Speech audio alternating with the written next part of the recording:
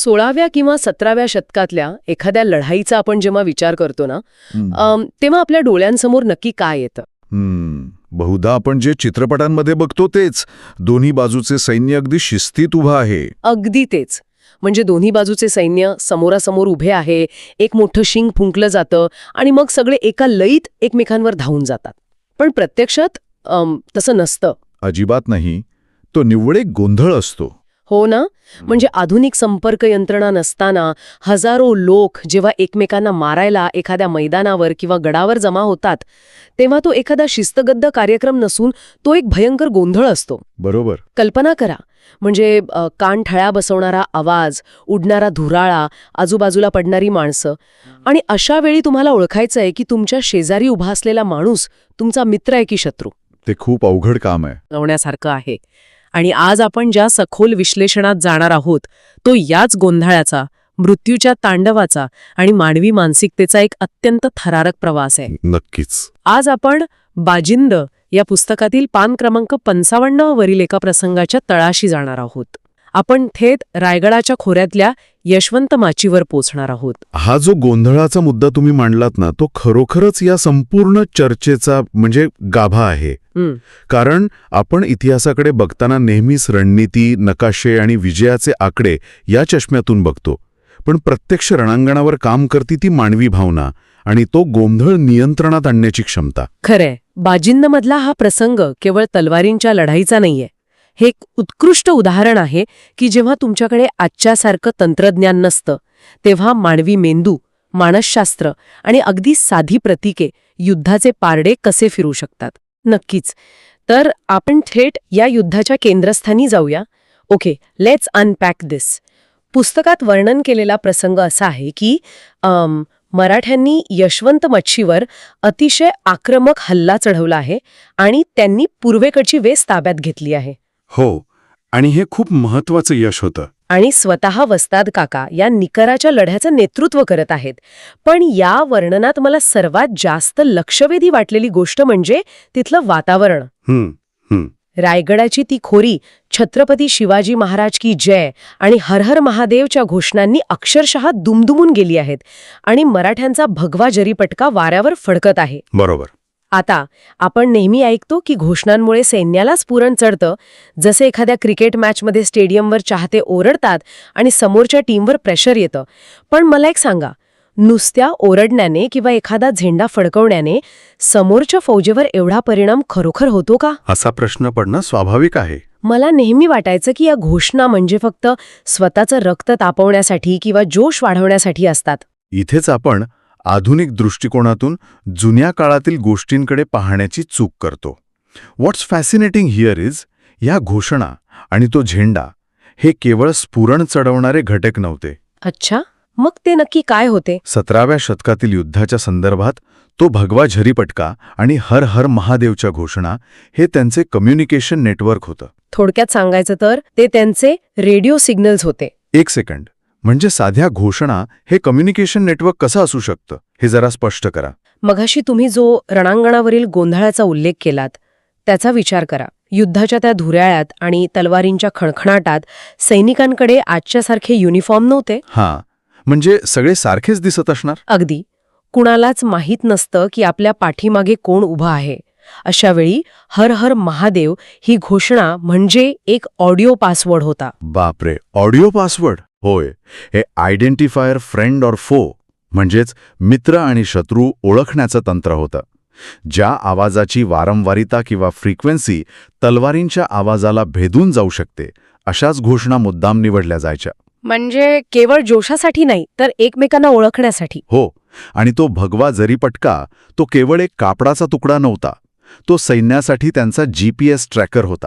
अच्छा, म्हणजे झेंडा जिथे आहे तिथे आपला सेनापती आहे. अगदी बरोबर. आणि तिथेच आपल्याला जायचं आहे हे त्यातून सैनिकांना समजायचं. हे खरोखरच भन्नाट आहे. म्हणजे आपण ज्याला नुसता जोश किंवा भावनिक उद्गार समजत होतो ते प्रत्यक्षात एक अतिशय प्रगत असं तंत्रज्ञान होतं. हो, मानवी तंत्रज्ञान. तो जरीपटका म्हणजे एका अर्थाने एक वायफाय राउटर होता असं म्हणायला हरकत नाही, ज्याच्या आजूबाजूला राहिल्यावर सैनिकांना सिग्नल मिळत होता की आपण सुरक्षित आहोत आणि आपण जिंकतोय. एकदम सपखल उपमा दिलीत तुम्ही. आणि साहजिकच जेव्हा शत्रू हे सगळं पाहतो तेव्हा त्यांना समजतं की हे लोक एका लयीत, एका संपर्कात पुढे येत आहेत. जे त्यांच्यासाठी नक्कीच धडकी भरवणारं असणार आहे. अगदी तंतोतंत. आणि पूर्वेकडची वेस तुटणे हा शिबंदीसाठी म्हणजे शत्रूसाठी पहिला मोठा मानसिक धक्का होता. वेस ही केवळ लाकडाची आणि लोखंडाची नसते. ती सुरक्षिततेच्या भावनेची असते, बरोबर? हो, ती पडली की संरक्षणाचे पहिले कवच तुटते आणि सैन्याचं खच्चीकरण सुरू होतं. Here is where it gets really interesting. कारण ही गोष्ट एकांगी नाहीये.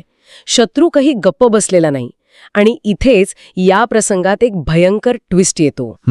मराठे आत घुसलेत हे पाहिल्यावर राजे येसाजीराव, जे शिबंदीचं नेतृत्व करत आहेत, ते एक अत्यंत अनपेक्षित असा निर्णय घेतात. हो, एक धाडसी निर्णय. ते आपल्या घोडदळाला आज्ञा देतात. काळभैरवाच्या नावानं चांगभलं अशी प्रचंड आरोळी ठोकत हे घोडदळ थेट मराठ्यांच्या फौजेवर प्रतिहल्ला करतं. आणि तिथेच खऱ्या अर्थाने तांडव सुरू होतं. पण आता इथे मला एक मोठी शंका आहे. मराठ्यांचे पायदळ वेशीतून आत घुसले आहे. जागा साहजिकच अरुंद असणार. अशा गर्दीत येसाजीराव स्वतःचे घोडदळ का घुसवतात? म्हणजे हे एखाद्या ट्रॅफिक जॅममध्ये फरारी गाडी घुसळवण्यासारखं नाही का वाटत? घोड्यांचा वापर तर मोकळ्या मैदानावर करायचा असतो ना. हे तर निव्वळ वेडेपणा वाटतोय. हा प्रश्न खूप रास्त आहे आणि वरवर पाहता हा निर्णय आत्मघातकी वाटू शकतो. पण जर आपण लष्करी भौतिकशास्त्राचा म्हणजेच मिलिटरी फिजिक्सचा विचार केला तर येसाजीरावांची ही चाल अत्यंत हुशार आणि तितकीच आक्रमक होती.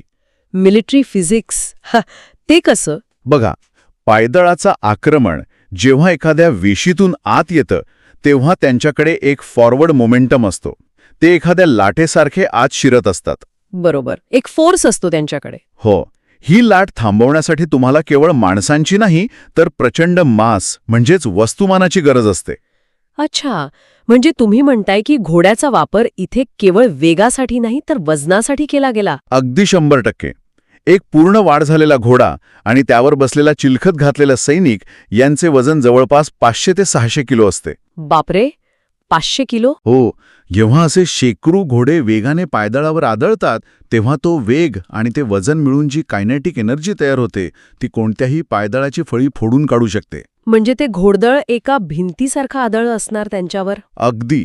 येसाजीरावांनी घोडदळ वापरून मराठ्यांची ती लाट अक्षरशः चिरडून टाकण्याचा प्रयत्न केला. आणि तुम्ही त्या 2 घोषणांचा विचार करा. हो, एका बाजूने हर हर महादेव आणि दुसऱ्या बाजूने काळभैरवाच्या नावानं चांग भलं. हे 2 आवाज जेव्हा एकमेकांवर आदळत असतील तेव्हा तो नुसता गोंधळ नव्हता. मग काय होतं ते? ती 2 वेगवेगळ्या ऊर्जांची, 2 भिन्न विचारसरणींची आणि निष्ठांची टक्कर होती. ओ वाव, म्हणजे तो नुसता तलवारींचा नाही तर 2 500 किलोच्या जिवंत तोफगोळ्यांचा माणसांवर होणारा मारा होता. हे दृश्य नुसतं डोळ्यासमोर आणलं तरी अंगावर काटा येतो. खरंय. आणि याच जीवघेण्या धुमश्चक्रीत ती मुख्य घटना घडते. हो, या तांडवामध्ये ती घटना घडते जिने या संपूर्ण युद्धाला किंबहुना त्या दिवसाच्या इतिहासाला एक अनपेक्षित कलाटणी दिली. तो जंबियाचा प्रसंग. हो, पुस्तकात वर्णन केल्याप्रमाणे मराठ्यांच्या एका अनामिक बहाद्दर योद्ध्याने राजे येसाजीरावांच्या रोखाने जंबियाचा गोळा भिरकावला. तो जंबिया एखाद्या सुदर्शन चक्रासारखा सुसाट वेगाने येऊन थेट येसाजीरावांच्या छातीवर आदळला आणि घाव वर्मी बसल्यामुळे एका प्रचंड तडाख्याने राजे येसाजीराव घोड्यावरून खाली कोसळले. हा एक टर्निंग पॉइंट होता. पण मला इथे जंबियाबद्दल थोडं बोलायचंय. जंबिया हे काही असं लांबून फेकण्याचं अस्त्र नाहीये. तो एक प्रकारचा बाकदार खंजीर असतो, बरोबर? अगदी बरोबर. जंबिया हे प्रामुख्याने क्लोज कॉम्बॅट म्हणजेच अगदी जवळून लढताना वापरण्याचं हत्यार आहे. त्याचं पाते वक्र असतं आणि त्याचं वजन विशिष्ट पद्धतीने विभागलेलं असतं जेणेकरून तो हातातून निसटू नये. तो फेकून मारण्यासाठी बनवलेला नसतो. मग विचार करा, त्या अफाट गर्दीत जिथे घोडे उधळले आहेत, धुळीमुळे समोरचं नीट दिसत नाहीये, अशा परिस्थितीत एका माणसाने तो खंजीर हातातून फेकून मारला. हो. आणि तो थेट एका वेगवान घोड्यावर स्वार असलेल्या सेनापतीच्या छातीवर अचूक जाऊन बसला. याला मी चमत्कारापेक्षाही बायोमेकॅनिकल परफेक्शन म्हणेन. हे खूप मोठं स्किल होतं. आपण अनेकदा अशा गोष्टींना सुदर्शन चक्राची उपमा देऊन मोकळे होतो. पण सुदर्शन चक्र हे एक दैवी किंवा जादुई अस्त्र मानलं जातं जे त्याचं काम करून परत येतं. बरोबर. इथे काही जादू नाहीये. इथे एका माणसाने स्वतःच्या मनगटाच्या ताकदीवर आणि अचूक टायमिंगवर खेळलेला हा एक सर्वात मोठा जुगार होता. आणि हा जुगार लष्करी भाषेत सांगायचं तर एक डिकॅपिटेशन स्ट्राईक होता, म्हणजे नेतृत्वाचा थेट शिरोच्छेद करणं. अच्छा, डिकॅपिटेशन स्ट्राईक. हो, जुन्या काळात सेनापती नेहमी घोड्यावर किंवा हत्तीवर असायचा. यामागे 2 कारणे होती. कोणती? एक म्हणजे त्याला संपूर्ण रणांगण दिसावे आणि तो सैन्य हलवू शकेल. पण दुसरं आणि सर्वात महत्वाचं कारण म्हणजे तो स्वतः संपूर्ण सैन्याला दिसावा. म्हणजे तो एक रेफरन्स पॉइंट असायचा. अगदी. तो सेनापती म्हणजे सैन्यासाठी त्यांची चालती बोलती राजधानी असायचा. तो जंबिया केवळ येसाजीरावांच्या छातीवर आदळला नाही, तो शिबंदीच्या त्या कंट्रोल टॉवरवर आदळला. हे खूप भारी आहे, चालती बोलती राजधानी. पण यात एक खूप मोठा धोकाही असतो ना? कसं काय? जर तुम्ही सर्वांना दिसत आहात तर याचा अर्थ तुम्ही शत्रूच्या सर्वात अचूक निशाणेबाजांनाही अगदी स्पष्ट दिसत आहात. You are the biggest target. नेमके हेच. घोड्यावर बसलेला सेनापती हा दुधारी तलवारीसारखा असतो. जोपर्यंत तो तिथे आहे, सैन्याला बळ मिळते. पण ज्या क्षणी तो खाली पडतो, त्या क्षणी जे घडते ते आपण ह्या पुस्तकात पाहतो. आणि पुस्तकात त्याचे जे परिणाम दिले आहेत, so what does this all mean? ते मानवी मानसिकतेचे आणि कलेक्टिव्ह सायकॉलॉजीचे एक चक्रावून टाकणारे उदाहरण आहे. हो, ते परिणाम खूप बोलके आहेत. येसाजीराव खाली कोसळल्याचे पाहताच त्यांची फौज प्रचंड भयभीत झाली आणि घोडदळ मागे फिरू लागले. आणि दुसरीकडे हेच दृश्य पाहताच मराठ्यांच्या फौजेला प्रचंड अवसान चढलं आणि ते तुफान कत्तल करत पुढे सरकू लागले. बरोबर. मला प्रश्न हा पडतो की भौतिक परिस्थिती तीच होती, माणसांची संख्या तीच होती, हत्यारे तीच होती, पण एका माणसाच्या जमिनीवर पडण्याने हजारो लोकांच्या डोक्यातील सॉफ्टवेअर एका सेकंदात कसं बदललं? एका व्यक्तीवर एवढं मोठं युद्ध कसं अवलंबून असू शकतं? याला आपण कॅस्केड फेलियर म्हणू शकतो. Cascade failure. हो, म्हणजे एका मोठ्या यंत्रणेतील एक छोटा आपण महत्वाचा भाग निकामी झाला की संपूर्ण यंत्रणाच कोसळते. अच्छा. जेव्हा सामान्य सैनिक लढत असतो तेव्हा त्याचा स्वतःच्या तलवारीवर विश्वास असतोच, पण त्याहून मोठा विश्वास हा असतो की आपला नेता आपल्यासोबत आहे. बरोबर, तो आधार असतो. येसाजीराव पडले याचा अर्थ आपण हारतोय हा संदेश त्या गोंधळात वाड्यासारखा पसरला. भीती ही कोणत्याही आजारापेक्षा वेगाने पसरते. हे खरंय. शिबंदीच्या सैनिकांनी जेव्हा घोड्यावरून सेनापतीला पडताना पाहिले तेव्हा त्यांची जगण्याची नैसर्गिक प्रवृत्ती, ज्याला आपण सर्व्हायव्हल इन्स्टिंक्ट म्हणतो, ती त्यांच्या लष्करी शिस्तीवर भारी पडली. आणि ते मागे फिरले. आणि मराठ्यांच्या बाबतीत अगदी याच्या उलट घडलं. अगदी उलट. त्यांना वाटलं बॉस गेला म्हणजे आता गेम संपला, आपणच जिंकणार. होय. मोमेंटम किंवा गती ही युद्धातली सर्वात अदृश्य पण सर्वात ताकदवान गोष्ट असते. जर मोमेंटम तुमच्या बाजूने असेल तर दमलेला सैनिकही 10 जणांना भारी पडू शकतो. मराठ्यांना तो मोमेंटम त्या एका पडलेल्या शरीरातून मिळाला. बापरे. पण ही कथा इथेच संपत नाही. नाही, खरा क्लायमॅक्स तर पुढे आहे. आणि पुढचा जो भाग आहे तो केवळ शारीरिक ताकदीचा नाही, तर मानवी इच्छेच्या अत्यंत उच्च पातळीचा आहे. अफाट इच्छाशक्ती. पुस्तकात नमूद केल्याप्रमाणे येसाजीराव जेव्हा खाली पडले तेव्हा त्यांच्या अंगरक्षकांनी त्यांना उचलले. ते बेशुद्ध होते. शुद्धीवर आल्यावर त्यांनी पाहिलं की आपली फौज मागे पळत आहे, माची हातातून जात आहे. आणि मग छातीवर तो जंबियाचा वर्मी घाव बसलेला असताना, शरीरातून भळाभळा रक्त वाहत असतानाही, हो, केवळ शुद्धी टिकवणं कठीण जात असतानाही ते पुन्हा घोड्यावर स्वार झाले. हा प्रसंग अंगावर काटा आणतो. हे वाचताना मला विचार आला, एखादा माणूस असं का करेल? वेदनांची एक मर्यादा असते ना. मला इथे एखाद्या अत्यंत जुन्या नादुरुस्त कारचं उदाहरण द्यावंसं वाटतं. नादुरुस्त कार? कसं काय? जिचं इंजिन बंद पडलंय, ब्रेक फेल झालेत, पण उतारावर असल्यामुळे फक्त स्टिअरिंगच्या जोरावर ती गाडी रस्त्यावर ठेवण्याचा प्रयत्न सुरू आहे. बरोबर. किंवा एखाद्या चॅम्पियन बॉक्सरसारखं, ज्याला नॉकआउट पंच बसलाय पण तो फक्त मॅच वाचवण्यासाठी उभा राहतोय. येसाजीरावांचं शरीर साथ देत नव्हतं, पण त्यांनी तो निर्णय घेतला. तो निर्णय त्यांना घ्यावाच लागणार होता. आणि इथेच नेतृत्वाची खरी कसोटी लागते. येसाजीरावांना त्या वेदना नक्कीच असह्य होत असतील, पण त्यांना हेही माहीत होतं की जर ते तिथे जमिनीवरच पडलेले राहिले तर त्यांचं सैन्य कायमचं पळून जाईल. बरोबर. मगाशी आपण जो कॅस्केड फेलियरचा उल्लेख केला, तो थांबवण्याचा एकमेव मार्ग म्हणजे तो कंट्रोल टॉवर पुन्हा उभा करणे. म्हणजे स्वतःला पुन्हा सगळ्यांसमोर उभं करणं. हो. स्वतःच्या प्राणापेक्षा सैन्याचे मनोधैर्य टिकवणे त्यांना जास्त महत्वाचे वाटले. This raises an important question about leadership. हो, आणि यातून एक खूप महत्वाचा विचार पुढे येतो. अनेकदा आपण नेत्यांना किंवा सेनापतींना ग्लॅमराईज करतो. ते घोड्यावर बसतात, आदेश देतात आणि बाकीचे लोक मरतात, अशी एक सर्वसाधारण धारणा असते. अगदी बरोबर. पण या प्रसंगातून दिसतं की नेतृत्वाची किंमत किती भयंकर असू शकते. स्वतःचं शरीर मृत्यूच्या दारात असताना केवळ आपल्या माणसांना मागे फिरण्यापासून थांबवण्यासाठी पुन्हा त्या घोड्यावर जाऊन बसणे, ही एक प्रकारची क्रूरता आहे जी एका नेत्याला स्वतःवरच करावी लागते. अगदी बरोबर. ऐतिहासिक नेतृत्वाला मोजावी लागणारी ही शारीरिक आणि मानसिक किंमत आहे. तो केवळ एक प्रशासक नव्हता. तो असा नेता होता ज्याला हे माहीत होतं की आपलं उभं राहणं हेच सैन्यासाठी जिवंत राहण्याचं कारण आहे. जर ते उभे राहिले नसते तर तो केवळ एका व्यक्तीचा मृत्यू नसून संपूर्ण माचीचा मृत्यू ठरला असता. आणि पर्यायाने त्यांच्या स्वराज्याच्या एका महत्वाच्या दुभ्याचा मृत्यू ठरला असता. नक्कीच. आजच्या या चर्चेतून आपण हे पाहिलं की युद्ध हे कधीच फक्त हत्यारांनी लढलं जात नाही.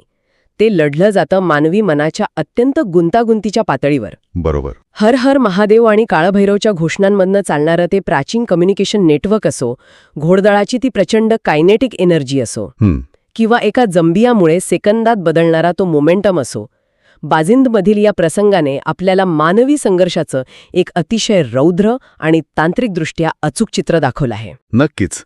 आणि यातून मिळणारा सर्वात मोठा धडा हा आहे की संकटाच्या वेळी एकच घटना कशी दोन वेगळ्या समूहांवर अगदी परस्पर विरोधी परिणाम करू शकते. बरोबर. आणि अशावेळी एका नेत्याची केवळ उपस्थिती ही परिस्थिती कशी सावरू शकते हे आपल्याला यातून शिकायला मिळतं. आणि ही गोष्ट केवळ इतिहासापुरती मर्यादित नाहीये. आजच्या जगात व्यावसायिक किंवा वैयक्तिक आयुष्यात जेव्हा सर्व काही कोसळत आहे असं वाटतं, तेव्हा आपण कसे उभे राहतो हे आपल्या आजूबाजूच्या लोकांचा म्हणजे आपल्या टीमचा मोमेंटम ठरवत असतं. अगदी खरंय. पण ही चर्चा संपवताना एक असा विचार आहे जो मनात सतत येत राहतो. आपण इतिहासाकडे पाहतो तेव्हा तो नेहमी मोठ्या नावांभोवती फिरतो. इतिहास नेहमी त्या सेनापतींना लक्षात ठेवतो जे घोड्यावरून पडले किंवा जे गंभीर जखमी अवस्थेत पुन्हा घोड्यावर बसले. येसाजीरावांचे शौर्य नक्कीच बाधातीत आहे. हो, त्यात काही शंकाच नाही. पण त्या अनामिक मराठा योद्ध्याचं काय, ज्याने त्या भयंकर गोंधळात उडणाऱ्या धुऱ्याळात अचूक नेम धरून तो जंबिया भिरकावला होता, ज्याच्या एका फेकलेल्या खंजिरामुळे संपूर्ण लढाईची दिशा आणि दशा बदलली. त्याचा कुठेही उल्लेख नाहीये. त्याचे नाव कोणत्याही नोंदीत नाही. तो कोण होता, कुठून आला होता हे कोणालाच माहीत नाहीये. हे इतिहासाचं वास्तव आहे. अनेकदा असं घडतं की इतिहासाची पानी ज्यांच्या नावाने भरलेली असतात ते खरे गेम चेंजर्स नसतात.